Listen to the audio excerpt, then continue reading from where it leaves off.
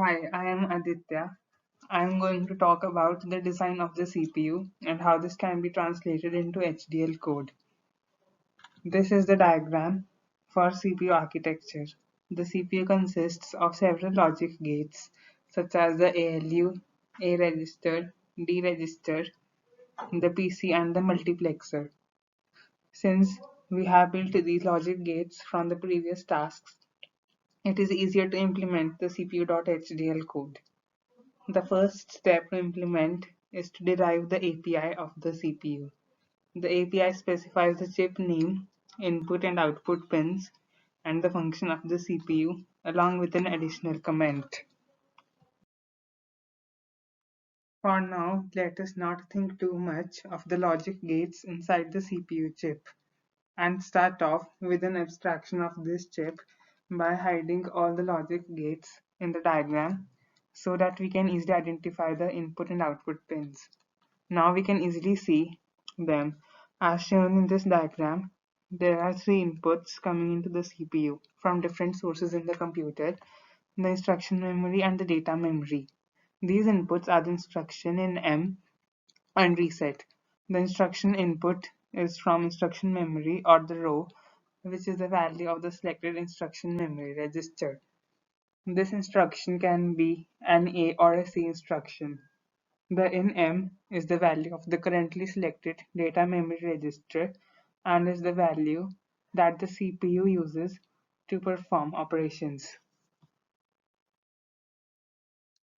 Here we can see a diagram that shows the CPU is connected to the instruction and data memory. This diagram was used to implement the hacked computer.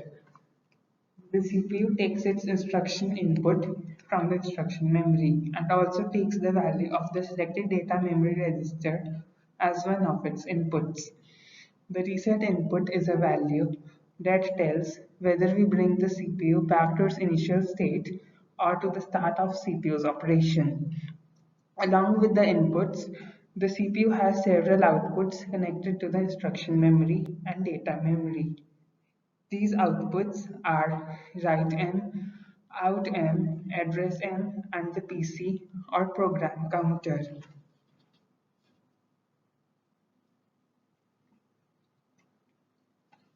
Going back to the CPU architecture, we can see that the ALU gives an output that's written to the data memory. In order to do so, the ALU must specify a few things. First, the content that the CPU is going to write into the data memory, which is stored in out M. Second, address of write operation in data memory. This is where we want to put the content in the data memory. Lastly, the output that allows CPU to write the content to data memory, the write M.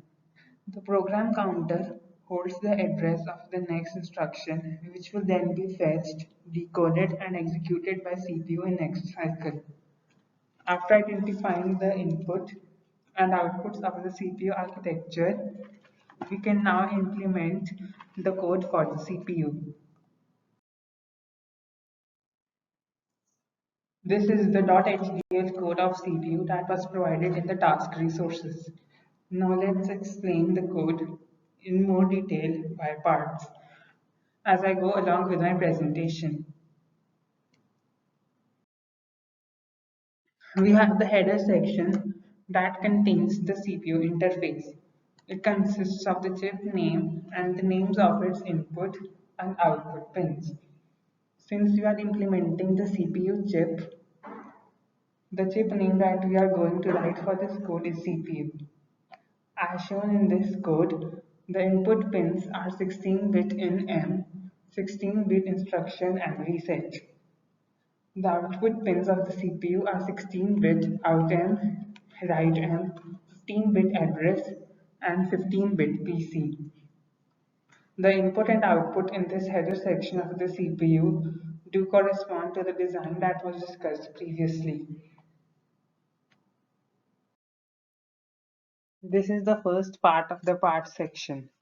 As we can see, we have three different gates: the NOT gate, the AND gate, and MUX16. These gates allow the CPU to function and perform specific operations. First, the instructions coming into CPU from instruction memory are of two types, the A instruction and the C instruction. Now I am explaining the A and C instruction in detail. The A instruction has a symbolic syntax of @value. This value can either be a number, that is, a decimal non-negative number, or a symbol. If this value is a number, then the instruction will set the contents of A register to the specified value in the instruction. If the value of A instruction is symbol, then the instruction will set the contents of the A register to the value that the symbol points to. This value will not be the actual one in that memory register. The C instruction has a symbolic syntax of test equal to comp and jump. This instruction performs a computation on CPU, which is stored in destination register or memory location. It can also tell the CPU to jump to another instruction memory that's pointed by the value or symbol. In the first line, we can see that the NOT gate is used to tell whether an instruction coming in the CPU from the instruction memory is an A instruction. But first, the CPU decodes the 16-bit instruction into an opcode and a 15-bit value. If the opcode is 0, the instruction is A, whereas if the opcode is 1, the instruction is C. For example, if the instruction coming into the CPU from instruction memory is an A instruction, the CPU takes the specified 15-bit value and stores the value in A register. However, according to the diagram of the CPU architecture, that A registers can be fed by either the instruction input or the ALU output. If it's a C instruction, it performs computation in the ALU, and ALU output is fed to A register. We use the AND gate to determine that the instruction is C. A 16-bit mux is also used to select whether the instruction or the ALU output is stored in A register. In the next part of the code, we have the OR gate. The load bit in the A register would be 1 if either A instruction or ALU output is fed to A. The A register is used to store the value that is fed into A register. It takes in the output A register in from the mux and output load A from OR gate as its inputs. The output A out generates the value that is currently stored inside the register. Next is another mux16, which takes in the A register and the value that is currently in the data memory register in M. This will select which one to output, A or M. Either A or M will be fed into the ALU depending on 12-bit instruction value. The AND gate determines whether the ALU output is loaded to D register. It is then implemented to load and store the value of D register from ALU. The ALU computes a function on two inputs, which would be the value stored in D register and the value of either the A or M register, and then generates output. It contains input control bits such as ZX, NX, ZY, NY, F, NO, which are indicators of which function is computed on two inputs. The output control bits ZR and NG determine the properties of the result. The two OR16s and AND gate set the ALU inputs in order to successfully write on data memory. The OR gate determines the address of write operations. The second one determines the content of the data memory. The AND gate outputs a value that allows CPU to write the content to the data memory. The PC contains the address of instruction to be fetched next. In this part, the load bit of PC is determined by jump bits and ALU outputs.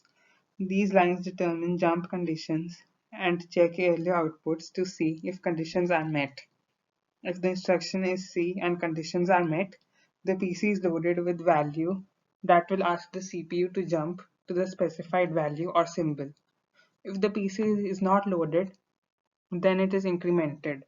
That is, the CPU will read the next instruction. That's the end of my presentation. Thank you and have a nice day.